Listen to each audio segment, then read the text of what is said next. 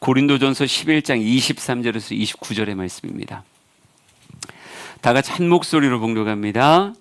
내가 너희에게 전한 것은 주께 받은 것이니 곧 주 예수께서 잡히시던 밤에 떡을 가지사 축사되어 이르시되 이것은 너희를 위하는 내 몸이니 이것을 행하여 나를 기념하라 하시고 식후에 또한 그와 같이 잔을 가지시고 이르시되 이 잔은 내 피로 세운 새 언약이니 이것을 행하여 마실 때마다 나를 기념하라 하셨으니 너희가 이 떡을 먹으며 이 잔을 마실 때마다 주의 죽으심을 그가 오실 때까지 전하는 것이니라.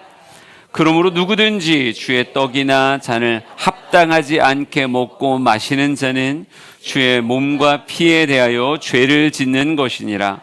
사람이 자기를 살피고 그 후에야 이 떡을 먹고 이 잔을 마실지니 주의 몸을 분별하지 못하고 먹고 마시는 자는 자기의 죄를 먹고 마시는 것이니라. 아멘. 여러분이 기독교 예식으로 경험하는 것이 인생에 두 가지가 있습니다. 물론 다른 것도 다 결혼식도 다 기독교 예식으로 하긴 하지만요, 그냥 성례라고 하는 이름으로 경험할 수 있는 두 가지의 대표적인 예식이 있는데, 하나는 일평생 한 번 경험하는 거고요, 또 하나는 삶을 통해서 계속 반복적으로 경험하는 것입니다. 무엇인지 아시겠어요? 일생에 한 번 경험하는 성례가 뭘까요? 세례라고 하는 예식이고요. 그리고 또 삶을 통해서 정말 많으면 많을수록 좋은 모습으로 반복하는 건 성만찬이라고 말할 수 있습니다.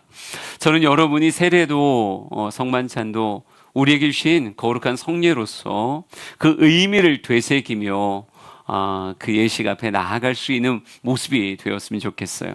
오늘 여러분에게 좀 설명을 좀 해드릴 생각입니다.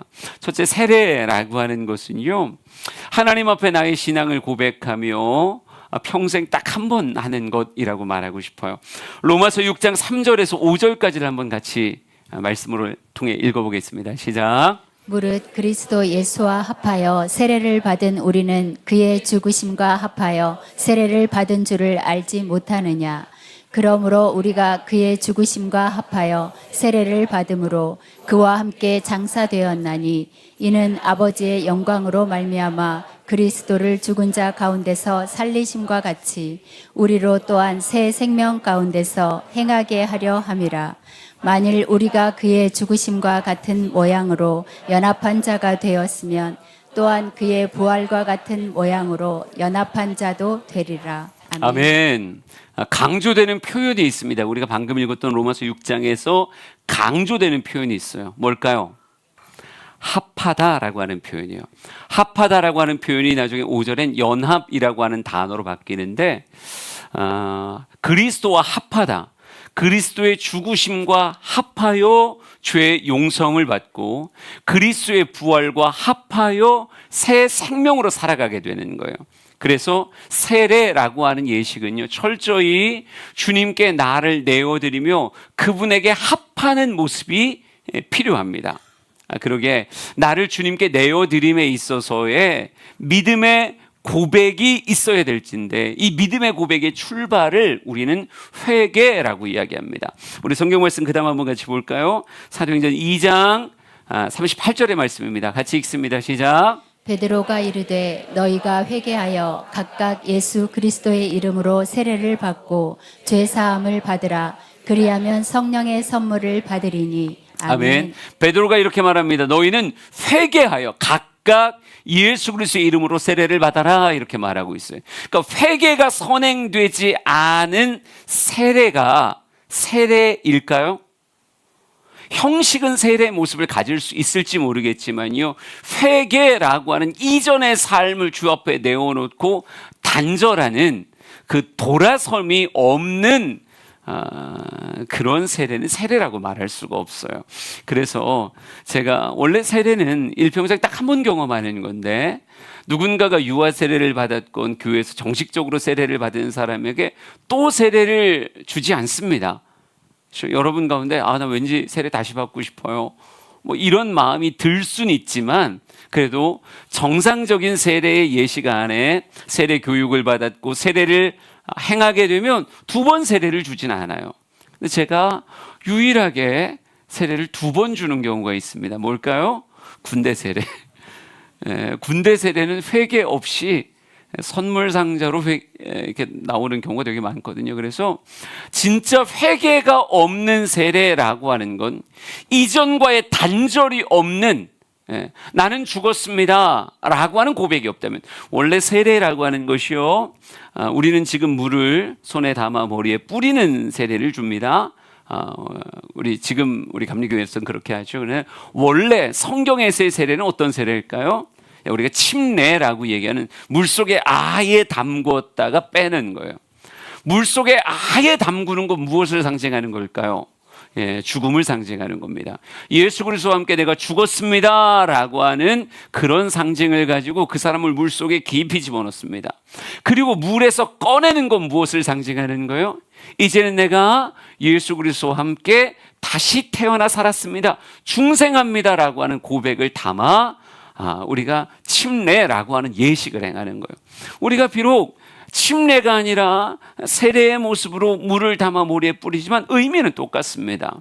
우리 한 사람 한 사람 예수 그리스도와 합하여 그의 죽으심과 합하여 이전과의 단절을, 그의 부활과 합하여 이젠 하나님의 자녀로서의 새 생명으로 살아갑니다 라고 하는 믿음의 고백을 담은 걸 세례라고 말할 수 있어요.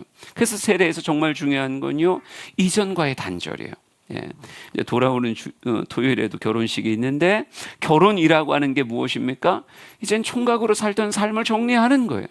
이젠 누군가의 아내로, 누군가의 남편으로 내 남을 삶을 드립니다라고 하는 수많은 사람들 앞에 결혼에 대한 선언을 하고 자신의 고백을 하며 한 쌍의 부부로 세워지게 되어지는 겁니다. 똑같아요. 우리가 세례를 받는다는 건 어찌 보면 영적인 결혼식이라고도 말할 수 있어요. 그래서 고린도전서 10장에 사도 바울의 비유가 하나 나옵니다. 이거 한번 같이 읽어볼까요? 10장 1절 2절입니다. 시작. 형제들아, 나는 너희가 알지 못하기를 원하지 아니하노니 우리 조상들이 다 구름 아래에 있고 바다 가운데로 지나며 모세에게 속하여 다 구름과 바다에서 세례를 받고. 아멘. 출애굽한 이스라엘 백성들의 홍해를 건너는 모습을 바울은 무엇으로 묘사하는가? 그들 전부가 영적으로 세례를 받은 것으로 묘사해요.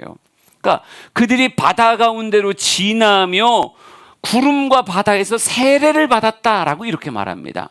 지금 무엇입니까? 거룩한 물을 지나가면서 나중에 그들이 바로의 노예로 애굽에 종살이하던 그들이 이제는 바로의 노예가 아니라 하나님을 섬기는 영적 장자로서의 구원의 사건으로, 이젠 애굽과 단절되어지는 모습으로 그들이 자유를 향해 나아갔던 그 광경을 바울은 세례라고 묘사하는 거예요. 여러분, 물이 갈라져요. 그리고 모세와 함께 이스라엘 백성들 다 건너갑니다. 그리고 난 다음엔 어떻게 됐을까요? 물이 다시 닫혔죠. 홍해에 넘실거리는 물이 다시 그들의 길을 막아버렸습니다. 이젠 무엇하지 못하는 거예요? 돌아가지 못하는 거예요. 세례라고 하는 건 그런 겁니다. 이미 나오고 난 다음엔 뒤로 돌아가지 않는 거예요. 다시 애굽의 삶으로, 바로를 섬기는 삶으로 돌아가지 않는 거예요. 그 땅으로 돌아가지 않는 거예요. 난 이제 약속의 땅을 향하여, 주님이 내게 보여주시는 그 땅을 향해 앞으로 나아가는 존재이지, 나는 더 이상 뒤로 돌아가는 존재가 아니라고요. 그래서 세례라고 하는 것은 우리의 일평생 하나님 앞에 내 신앙을 고백하고, 이제는 내가 세상을 섬기는 게 아니라 주를 섬깁니다, 주님의 자녀로서 약속한 그 땅을 바라보고 제가 걸어갑니다 라고 하는 신앙생활의 시작이요, 성도의 삶의 시작을 세례라고 말할 수 있어요. 또 하나의 성례가 있다 그랬죠. 그게 뭘까요? 그게 성만찬입니다. 세례가 일회적인 사건이라고 한다면요, 성만찬은 성도의 삶에서 얼마든지 반복되고 기억되어져야 되는, 그래서 이걸 기념이라고 이렇게 말하고 있어요. 그래서 성만찬을 우리는 저희 교회에서는 그렇게 자주 하진 않지만요, 개신교 안에서는 이 성만찬을 매주 행하는 교단도 있어요. 매주 행하는 교단도 있습니다. 그리스도의 교회들이 거의 대표적인데 그리스도의 교회라고 하는 교단은 매주일 성만찬을 하죠. 예, 물론 목사님들과 교회의 고백을 따라 매주 행하는 감리교도 있고 장로교도 있고 이제 교회적 특성에 따라 다르기도 합니다. 그런데 하여간 중요한 건 성만찬이라고 하는 의미가 퇴색되지 않는다면 그건 얼마든지 반복돼도 좋을 기념의 성례가 성만찬이라고 말할 수 있어요. 왜 이것이 기독교의 성례로 자리 잡았는가? 어떻게 하다가 이게 기독교의 성례가 되었는가? 다른 게 아니라 예수님의 말씀 때문에 그렇습니다.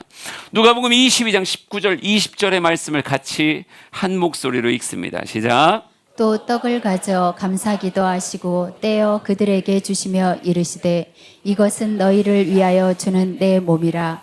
너희가 이를 행하여 나를 기념하라 하시고 저녁 먹은 후에 잔도 그와 같이 하여 이르시되 이 잔은 내 피로 세우는 새 언약이니 곧 너희를 위하여 붓는 것이라. 아멘. 아멘. 너희가 이를 행하여 나를 기념하라 라고 쓰여져 있어요. 나를 기념하라 라고 하는 주님의 말씀이 이 떡과 포도주를 나누는 이 성만찬 안에 담겨져 있다라고 하는 거죠. 그래서 예수를 그리스도라고 고백하는 모든 교회들과 공동체는 이 성만찬을 행하게 되어 있습니다. 근데 물론 성만찬 안에 담는 의미들은 약간 다르긴 해요. 우리가 카톨릭에서도 성만찬을 하죠.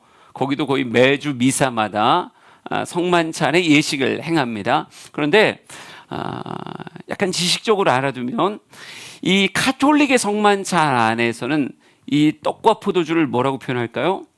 예, 이걸 화채설이라고 말해요. 화채설이라고 말하는데 변화된다는 뜻이에요.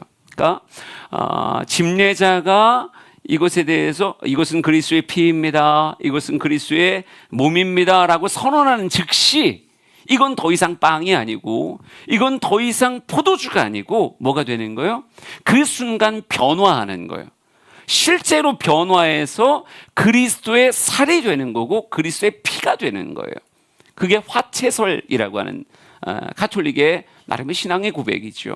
그래서 이 화채설로서 성만찬을 나누면서 한 사람 한 사람이 다 나와서 성만찬을 받게 됩니다. 근데 특징이 있죠. 신도들에겐 뭐를 주지 않을까요? 빵, 포도주 둘 중에 하나를 주지 않습니다. 뭘까요? 예, 포도주를 주지 않습니다. 술 그러면 좀 이상하잖아요. 예, 포도주를 주지 않습니다.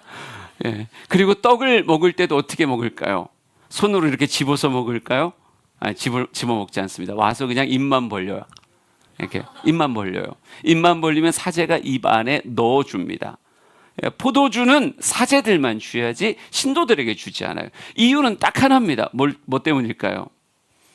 흘릴까봐 그래요. 흘릴까봐 그렇습니다. 혹여나 작은 실수로 그리스도의 몸을 땅바닥에 떨어뜨리고 그리스도의 피가 땅바닥에 떨어질까봐 절대로 신도들이 직접 잡지 못하게 하고 그냥 딱 입만 벌리면 그 안에다가 싹 넣어주는 거예요. 그리고 포도주는 아무리 잘 넣어주려고 하다가도 혹여나 흘리는 일이 벌어질까봐. 그러니까 이미 사제가 선언한 그 순간 이건 더 이상 빵이 아니고 더 이상 포도주가 아니다. 이건 그리스도의 몸으로 완전히 변화했고 그리스도의 피로 완전히 변화됐다라고 하는 것이 화채설입니다. 네. 이거에 대해서 이제 여러 가지의 모습들이 있죠. 루터의 성만찬은 공제설이라고 이렇게 얘기해요. 그러니까 이건 살이고 그리스도의 피다. 근데 그건 아니고 이건 빵이고 이건 포도주인데 우리가 하나님 앞에 예식을 행하고 구별의 선언을 하는 순간 함께 한다는 거죠. 표현 자체가 이래요. 우리가 성찬시에 사용하는 빵과 포도주 안에 함께 그리고 아래 그리스도의 몸과 피를 소유한다. 이게 루터의 표현이에요. 알아들을 수 있으면 좋지만 네.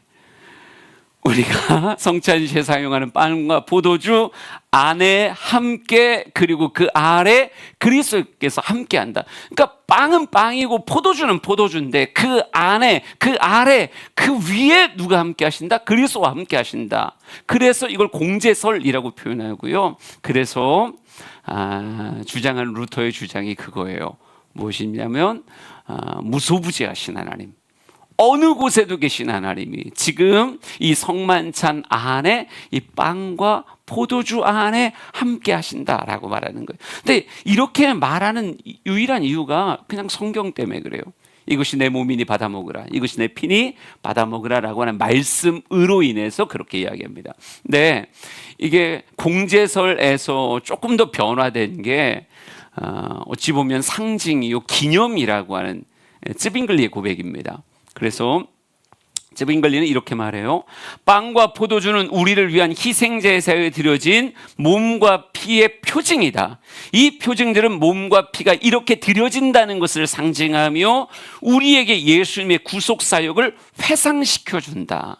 그러니까 그리스도에 대한 기억, 그리스도와 영적으로 연합할 수 있는 표징이다라고 하는 거죠. 예. 오늘날 감리교는 뭘까요? 예. 여기에 한 걸음 더 나가게 되면요, 그냥 단순한 표징이 아니라 칼빈은 영적 임재설이라고 하는 것을 이야기해요. 그 순간 거룩한 상징이죠. 거룩한 상징인데 누가 함께 하신다? 성령께서 임재하셔서 이 성만찬을 통해 실제로 영의 양식이 되게 하신다라고 하는 거예요. 그러니까 표징은 표징이지만 성령의 임재가 없는 성만찬은 역시 아무것도 아니다. 그냥 빵과 포도주를 먹는 것 이외에 아무것도 아니다. 이곳에 성령께서 임하시고 성령께서 역사하실 때 육의 빵과 피가 몸의 양식이 되듯 우리 영의 이 포도주와 이 떡이 뭐가 되는 거예요? 영의 양식이 된다. 성령의 역사를 통해서. 그러니까 오늘 이 감리교는 당연히 개신교 안에 속하기 때문에 화채설이나 약간 공제설보다는 상징설이요 영적인 임재설을 더 강하게 붙잡죠. 그러면서 하나 더 나가는 감리교 안에서는 이것이 무엇이다? 은혜의 아주 강력한 수단이다. 하나님 앞에 나아가고 은혜를 충만히 받고 성령이 개인에게 임재하시는 아주 강력한 수단이 무엇이다? 이 성만찬이다 라고 이야기해요. 그러니까 우리가 이 성만찬을 통해서 하나의 예식으로 끝나는 게 아니라 무엇을 경험하는 아주 강력한 영적인 풍요를 경험할 수 있는 은혜의 수단이 성만찬이다 이렇게 말하는 거예요. 그래서 우리 사랑하는 성도들이 성만찬을 제대로 참여했다라고 얘기하면 반드시 어떤 일이 있어야 될까요? 영적으로 풍성해지셔야 돼요. 은혜를 받으셔야 돼요. 그러니까 성만찬을 했는데 은혜를 못 받으시면 그 사람이 문제가 있는 거예요. 예. 그러니까 이 성만찬이라고 하는 것 앞에서 우리가 진짜 그 의미를 곱씹으며 한 걸음 한 걸음 나아갈 수 있는 모습이 있어야 됩니다. 그러기 위해서 고린도전서 11장에요. 오늘 우리가 읽었던 본문 안에서 이 성만찬의 예식을 바르게 기념하기 위한 바울의 조언이 쭉 기록되어져 있어요. 다시 한번 쭉 읽어보죠. 고린도전서 11장 23절에서 29절까지인데 말씀의 의미를 잘 기억하며 읽어봅니다. 시작. 내가 너희에게 전한 것은 주께 받은 것이니 곧 주 예수께서 잡히시던 밤에 떡을 가지사 축사하시고 떼어 이르시되 이것은 너희를 위하는 내 몸이니 이것을 행하여 나를 기념하라 하시고 식후에 또한 그와 같이 잔을 가지시고 이르시되 이 잔은 내 피로 세운 새 언약이니 이것을 행하여 마실 때마다 나를 기념하라 하셨으니 너희가 이 떡을 먹으며 이 잔을 마실 때마다 주의 죽으심을 그가 오실 때까지 전하는 것이니라. 그러므로 누구든지 주의 떡이나 잔을 합당하지 않게 먹고 마시는 자는 주의 몸과 피에 대하여 죄를 짓는 것이니라. 사람이 자기를 살피고 그 후에야 이 떡을 먹고 이 잔을 마실지니 주의 몸을 분별하지 못하고 먹고 마시는 자는 자기의 죄를 먹고 마시는 것이니라. 아멘. 이것이 철저하게 주님의 말씀과 주님의 행하심을 기반으로 하고 있는 성례이기 때문에 우리가 이 성만찬의 예식에 제대로 참여하려고 얘기하면요, 첫째, 이게 무엇에 대한 기념인지를 우리가 사실적으로 알고 있어야 돼요. 그러니까 성만찬이 성경 안에서 예수님이 어떻게 말씀하시고 어떻게 명령하셔서 우리가 행하게 되었는지에 대한 사실적인 이해가 있어야 그 뒤로 뭐가 되는 거예요? 기념이라고 하는 게 되는 거예요. 그러니까 사실적인 이해조차 무지한 상태에서 기념이라고 하는 게 되겠어요? 그러니까 되지 않죠. 그러니까 우리가 성만찬을 할 때 기본적으로 많은 교단들이요, 세례를 받지 않으면 이 성만찬에 참여하지 못하게 합니다. 세례라고 하는 건 거듭 얘기하지만 예수 그리스도의 죽으심의 의미를 알고 예수 그리스도의 부활의 의미를 알고 이것을 회개하고 믿음으로 내가 받아들여 그리스도와의 연합, 그리스도와 합하는 믿음의 고백을 가진 사람들이 하는 게 세례예요. 그렇죠? 그러기에 이 세례라고 하는 것을 통해서 믿음을 고백한 사람들이 성만찬 안에 참여하게 되는 거예요. 근데 이거에 대해서 어떤 교단에서는 이 성만찬이라고 하는 것 안에서 이 세례를 아주 강조해서 세례를 받지 않으면, 세례라고 하는 예식을 행하지 않았으면 당신은 성만찬에 들어올 수 없어 라고 말하는 약간 보수적인 교단이 있고, 개신교 안에서도 어떤 교단이 있겠어요? 너희 안에 진짜 믿음의 고백이 있는데 아직 세례를 예식으로서 받지 못한 사람이 있을 수 있잖아요. 예? 우리 주양교에서도 세례를 6월에 12월에 2번에 걸쳐 세례를 줘요. 그러면 7월에 등록한 사람은 7월에 등록했는데 그래도 제대로 예수를 믿겠다고 신앙의 믿음의 고백을 가지고 나왔어. 믿음의 고백을 가지고 신앙생활하고 있는데 12월까지 기다려야 돼요. 물론 보수적인 교단에서는 어떻게 할 수 있어요? 당신은 12월까지는 기다려야 된다. 그 전에 성만찬에 참여할 수 없다. 이렇게 말을 하죠. 그런데 약간 조금 더 그것에 대해서 개방적인, 약간 진보적인 교단 안에서는 어떻게 해요? 당신의 마음 안에 진짜 신앙의 고백이 있으면, 우리 안에 7월에 예수 진짜 믿었는데 8월에 돌아가시면 어떻게 해요? 근데 7월 30일에 성만찬이 있어. 그러면 어떻게 하는 거예요? 당신 안에 진짜 믿음의 고백이 있다라고 말하면 당신의 그 믿음의 고백을 가지고 이 성만찬 예식에 참여하라. 그래서 우리가 병상 세례를 줄 때, 혹은 임종 바로 직전에 그래도 신앙의 고백이나 모습을 제대로 가지고 있는 그런 분들 안에서는요, 임종 직전에 무엇을 행하기도 해요? 성만찬의 예식을 행하기도 해요. 그러니까 결혼식 때 성만찬의 예식을 행하기도 하고, 예? 이건 의미를 제대로 안다고 얘기하면 성만찬은 횟수를 제한하지 않거든요. 그러니까 이 사람의 임종 직전에 그리스도의 사랑 안에 은혜의 강력한 역사가 임하기를 소망하며 마지막 양식으로, 마지막 그의 신령한 음료로서의 성만찬을 행하는 모습이 있기도 합니다. 여러분 돌아가실 때 제가 해드릴까요? 뭐 마음에 도전이 되시면 목사님 저는 성만찬으로 이렇게 말씀하시면 제가 준비해서 가겠습니다.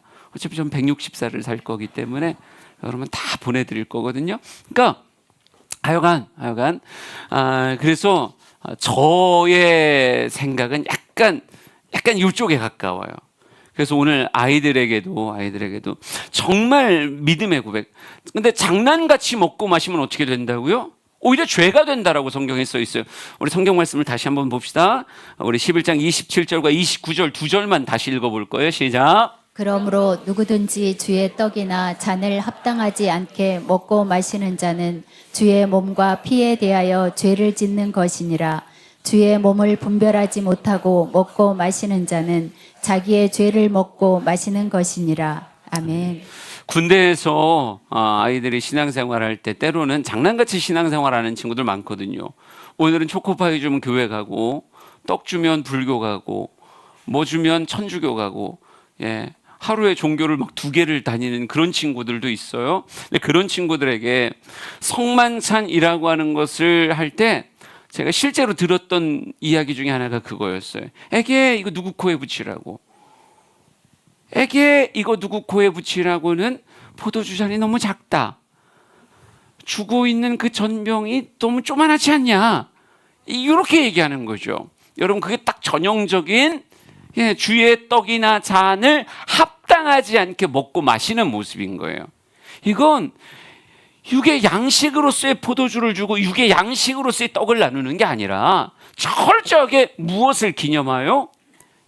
예수 그리스도의 몸과 피를 기념하여 우리가 먹고 마시는 거기 때문에 이 믿음의 고백을 가진 자들의 모습이 성만찬이요 은혜가 되는 거지, 이 모습을 분별하지 못하고 주의 떡이나 잔을 합당하지 않게 먹고 마시는 자는 오히려 자기의 죄를 먹고 마시는 것이다. 이게 오히려 죄가 된다라고 이렇게 말하고 있어요. 저는 우리 주양의 성도들이 성만찬에 참여할 때 진정한 믿음의 고백을 가지기를 원합니다. 그래서 믿음의 고백을 가지고 어디에 참여하는 거예요? 이 성만찬에 참여할 때 주님은 어김없는 나를 기념하라 하신 그 뜻대로 이 성찬식을 통하여 그리스도의 십자가의 은혜가 여러분 안에 다가올 것이고, 그것이 아주 강력한 영적인 기쁨으로 찾아오게 되리라 분명히 믿습니다. 그래서 요한복음 6장 53절에서 57절까지를 읽어볼 겁니다. 이 성만찬의 진정한 뜻이 무엇인지를 예수님의 말씀, 이건 예수님 직접 하신 말씀이거든요. 이 말씀을 통해서 확인하겠습니다. 시작. 예수께서 이르시되 내가 진실로 진실로 너희에게 이르노니 인자의 살을 먹지 아니하고 인자의 피를 마시지 아니하면 너희 속에 생명이 없느니라. 내 살을 먹고 내 피를 마시는 자는 영생을 가졌고 마지막 날에 내가 그를 다시 살리리니 내 살은 참된 양식이요 내 피는 참된 음료로다. 내 살을 먹고 내 피를 마시는 자는 내 안에 거하고 나도 그의 안에 거하나니 살아계신 아버지께서 나를 보내심에 내가 아버지로 말미암아 사는 것 같이 나를 먹는 그 사람도 나로 말미암아 살리라. 아멘. 아멘. 내 살은 참된 양식이요 내 피는 참된 음료로다. 내 살을 먹고 내 피를 마시는 자는 내 안에 거하고 나도 그의 안에 거하리라. 여러분, 이 사건, 이 말씀의 실제적인 모습이 뭐가 되는 거예요? 이 최후의 만찬 안에 행하여졌던 성만찬의 예식이 되는 거예요.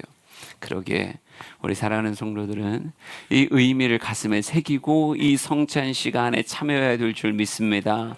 그리고 오히려 한 걸음 더 나가서 그저 참여하는 자가 아니라 적극적으로 은혜를 갈구하는 그런 모습이 되어야 돼요. 말씀 하나만 더 읽읍시다. 로마서 5장 2절, 히브리서 4장 16절입니다. 두 절 연속으로 읽겠습니다. 시작. 또한 그로 말미암아 우리가 믿음으로 서 있는 이 은혜에 들어감을 얻었으며 하나님의 영광을 바라고 즐거워하느니라. 그러므로 우리는 긍휼하심을 받고 때를 따라 돕는 은혜를 얻기 위하여 은혜의 보좌 앞에 담대히 나아갈 것이니라. 아멘. 아멘. 은혜 앞에 서 있으니 은혜로 나아가는 거예요.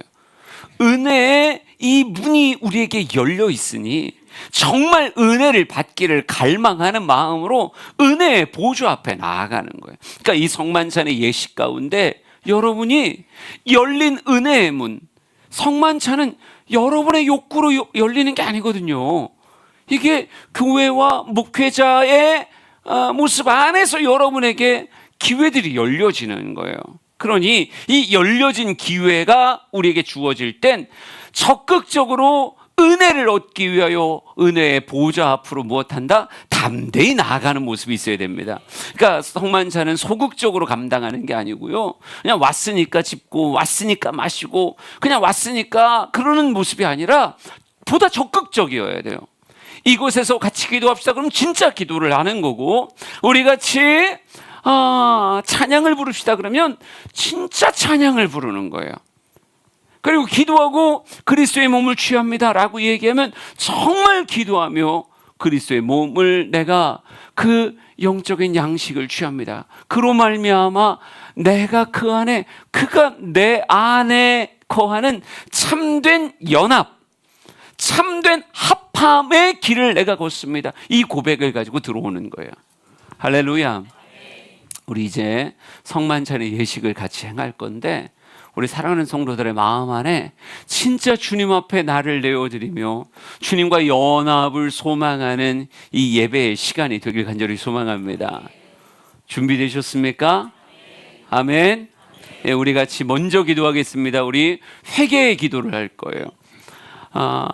내가 이 거룩한 예식의 정결함으로 나아가지 않는다라고 얘기하면 오히려 내 죄를 먹고 마시는 것밖에 안 된다고 얘기하고 있어요. 철저하게 주님의 은혜를 구하며 주님 앞에 나아가는 회개의 기도로 주님 앞에 나아갑니다. 우리 다 같이 자신의 모습을 스스로 살피며 같이 기도하겠습니다. 기도합시다. 오 하나님, 주님께서 나를 어떻게 사랑하셨는지를 기억하는 시간 되길 원하고요. 여러분이 주어진 시간 안에 하나님 앞에 내 마음을 드리며 기도하는 그런 모습으로 주님 앞에 나아가길 원합니다. 내 주의 보혈은이라고 하는 찬양 우리 다시 한번 찬양하시고요. 우리 자연스럽게 기도하고 오늘 예배 마치도록 하겠습니다. 우리 진짜 주님 앞에 그 사랑 감사합니다. 그 십자가의 사랑 감사합니다. 오늘이 성금요일인데요, 주님이 십자가에 달리신 그날 그 시간을 기억하는 오늘 금요 예배입니다. 주님, 나를 위해 물과 피를 다 쏟으며 사랑해 주심 감사합니다라고 하는 마음 가지고 찬양하고 우리 자유롭게 기도하며 주님 앞에 나가겠습니다. 같이 고백합시다.